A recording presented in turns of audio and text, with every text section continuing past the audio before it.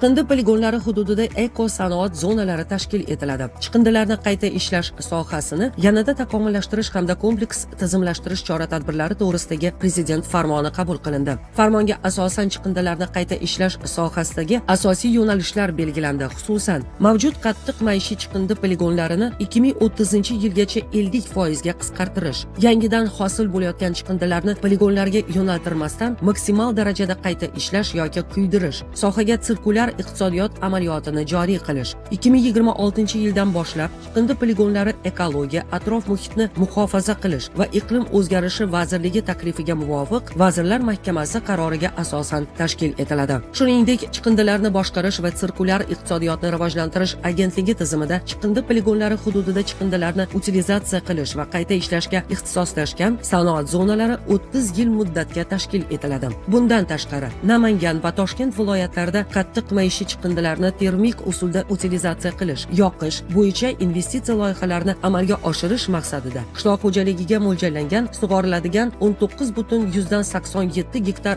yer uchastkalari qishloq xo'jaligiga mo'ljallangan yerlar toifasidan sanoat, transport, aloqa, mudofaa va boshqa maqsadlarga mo'ljallangan yerlar toifasiga o'tkaziladi.